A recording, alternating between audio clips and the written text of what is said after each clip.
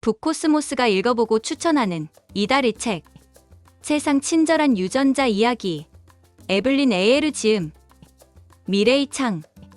인류가 침팬지와의 공통 계통에서 벗어나 위대한 존재가 되기까지는 약 700만 년이 걸렸다.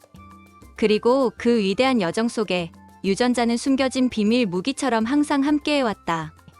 결국 유전자를 안다는 것은 내 몸의 구성과 역사를 밝히는 신비한 타임머신에 오르는 일과도 같다. 선사시대 유럽의 수렵 채집인은 피부색이 진했다. 유럽인의 상징처럼 여겨지는 새하얀 피부는 불과 몇 세대 전부터 시작된 것이다. 브라질 출신 사진작가 안젤리카 다스는 20개국을 돌아다니며 4천여 점의 인물 사진을 촬영해 인류의 다양한 피부색 목록을 만들었다. 안젤리카 다스가 촬영한 개개인의 피부색 사진을 세계지도 위에 하나씩 붙여본다면 피부색이 진한 사람들은 열대지방 부근에 일조량이 많은 지역에, 반대로 피부색이 밝은 사람들은 주로 북유럽처럼 위도가 높은 지역에 놓일 것이다. 이런 현상이 나타나는 이유는 뭘까? 사실 피부색은 표피세포에 있는 멜라닌의 양에 따라 결정된다. 멜라닌의 양이 많을수록 피부색도 함께 진해진다. 멜라닌 색소는 자외선으로부터 우리를 보호해주고 자외선에 과하게 노출되는 것을 막아준다. 따라서 일조량이 많은 지역에서 생존하는 데는 진한 피부색이 유리한 것이다. 반대로 일조량이 적은 지역에서는 피부색이 밝을수록 득이 된다. 왜냐하면 피부색이 밝으면 피부의 아래층인 진피까지 햇빛이 침투할 수 있기 때문이다. 일정량의 햇볕을 쬐는 것은 인류에게 필수적이다. 밝은 피부가 흡수한 일정량의 자외선 덕분에 체내에서는 다양한 역할을 담당하는 비타민 D가 합성된다.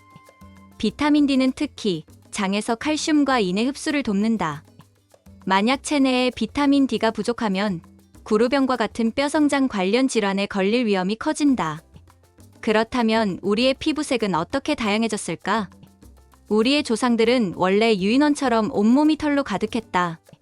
빼곡한 털들이 피부를 지켜준 덕분에 피부색 자체는 밝은 편이었을 것이다. 변화가 일어난 것은 100만여 년 전쯤으로 추정된다.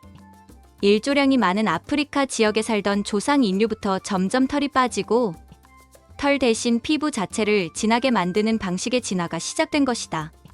이후 우리의 조상들이 아프리카를 떠나 위도가 높은 유럽과 아시아에 도착한 뒤에는 햇빛으로부터 몸을 보호할 필요가 없었기 때문에 피부색이 다시 변화했다. 아프리카를 떠난 조상들의 피부색은 자연 선택의 영향으로 밝아진 것이지만 사실 아프리카를 떠나자마자 변화가 일어나지는 않았다. 처음으로 유럽에 도착한 초기 현생 인류는 비타민 D가 풍부한 생선과 술록을 섭취했기 때문에 비타민 D의 합성을 돕기 위해 굳이 피부를 밝게 변화시킬 필요가 없었다.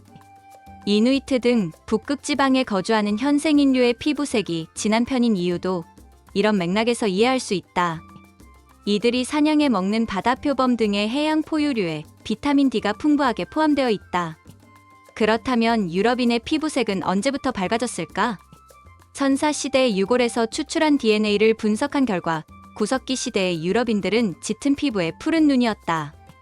짙은 피부색의 인류가 유럽에 도착한 4만 년 전부터 약 6천 년 전까지 유럽인들은 짙은 피부를 간직했던 것이다. 수렵 채집하며 살던 유럽인들의 피부색은 중동 지역의 농경인들이 유럽으로 이주해온 뒤에야 밝아졌다.